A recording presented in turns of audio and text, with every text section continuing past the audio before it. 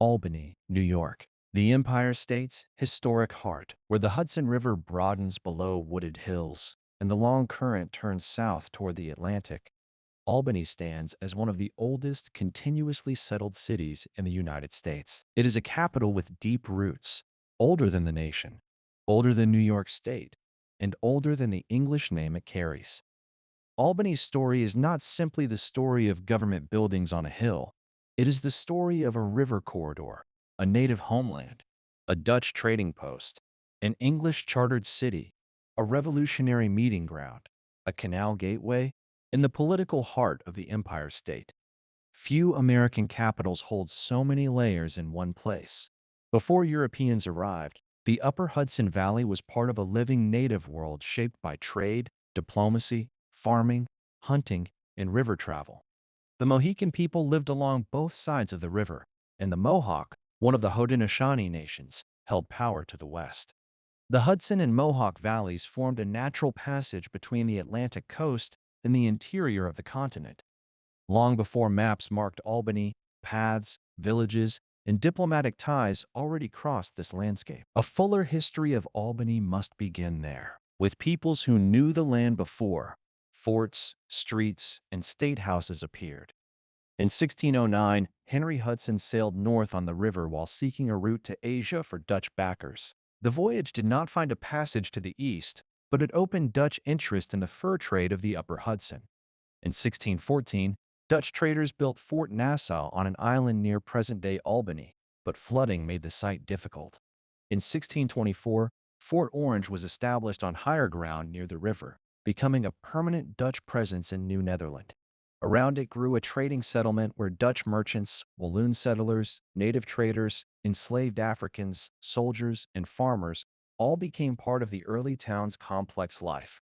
The village beside Fort Orange was known as Beverwyck by the mid-17th century. Its economy centered on beaver pelts, wampum, supplies, and river trade. It was never just a military outpost.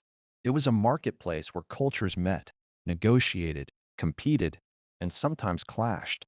The Dutch West India Company tried to control commerce, while the patroonship of Rensselaerswyck surrounded the settlement with large agricultural holdings. This mix of company rule, private estate power, and local trade gave early Albany a character that was practical, multilingual, and deeply tied to the Hudson. English forces took control of New Netherland in 1664 and renamed the settlement Albany in honor of the Duke of Albany, who later became King James II. Dutch language, customs, and family names remained strong, but English law reshaped the town's government. In 1686, Governor Thomas Dongan granted Albany a city charter. That charter gave the community a formal civic identity and placed it among the most important towns in colonial New York. The city became a northern post of English power, a place where colonial officials, merchants, soldiers, and native diplomats met at the edge of empire. Albany's position made it crucial in the long contest for North America. During the colonial wars between Britain and France, the city served as a military supply base and a diplomatic meeting place. In 1754, representatives from several British colonies gathered here for the Albany Congress. Benjamin Franklin proposed a plan of union, hoping the colonies might coordinate defense and native diplomacy. The plan was not adopted, but the idea mattered. Albany had become a stage for early thoughts about colonial cooperation, 2 decades before independence turned cooperation into revolution. During the American Revolution, Albany again stood at a strategic crossroads. Control of the Hudson Valley mattered because the river could divide New England from the other colonies. British forces moving south from Canada hoped to break that connection, but the American victory at Saratoga in 1777, north of Albany, changed the war. Albany received soldiers, supplies, refugees, and news from the front. Its citizens lived close to danger, yet the city endured. The revolution confirmed what geography had long suggested. Albany was a hinge between coast and interior, military road and river highway. After independence, New York's leaders needed a permanent capital that was less commercially dominant than New York City and better placed within the state. In 1797, Albany became the official capital of New York. The choice reflected its age, location, political importance, and connection to upstate communities. The early state government met first in existing public rooms before a purpose-built capital took shape. Albany was no longer only a trading city beside the Hudson. It became the place where the laws of one of the most powerful states in the Union would be debated and decided. The 19th century transformed Albany. In 1825, the Erie Canal opened, linking the Hudson River at Albany with the Great Lakes by way of the Mohawk Valley. The canal turned the city into a gateway between the Atlantic world and the expanding interior. Wheat, timber, flour, salt, manufactured goods, immigrants, and ideas moved through its warehouses and docks. Railroads followed in the 1830s and 1840s, strengthening Albany's role as a transportation center. The city became a place of movement, where canal boats, river steamers, trains, and state politics met in the same crowded streets. Government also grew more ambitious. The present New York State Capitol, built between 1867 and 1899, rose slowly on State Street Hill after decades of planning, cost, and argument. Unlike many state capitals, it has no dome. Its granite walls, towers, arches, carved staircases, and Romanesque and Renaissance details make it look more like a European civic palace than a simple legislative building. Several architects shaped it, including Thomas Fuller, Leopold Eidlitz, Henry Hobson Richardson, and Isaac Perry.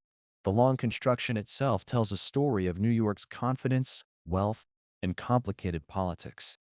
Around the capital, Albany continued to change. Immigrants from Ireland, Germany, Italy, Eastern Europe, and other places filled neighborhoods with churches, shops, unions, newspapers, and family businesses. Breweries, foundries, printing houses, railroad yards, and lumber firms gave work to thousands. The city also became known for political organization, especially through the Albany Democratic machine that influenced state politics for generations. That political history is not always romantic, but it is part of the capital's truth. Albany has been a place of ideal speeches and practical deals, reform movements, and old alliances. The 20th century brought modern state government on a massive scale.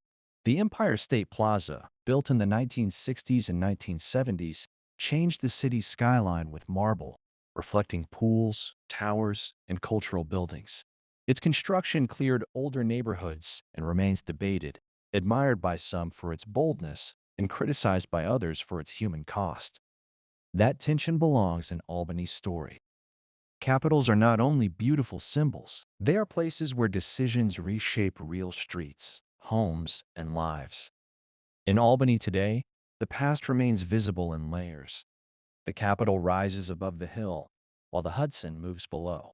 The old Dutch street pattern still echoes in parts of downtown. The Palace Theater, city churches, row houses, and government buildings stand near modern offices and the unusual curves of the egg. In Washington Park, trees and paths offer quiet away from the formal weight of government. The city feels neither frozen nor finished. It feels accumulated, like history laid down one generation at a time. Albany endures because it has always served as a meeting place. Native roots met river trade here. Dutch merchants met Mohican and Mohawk diplomats here. Colonial leaders debated union here. Revolution and statehood gave the city new meaning.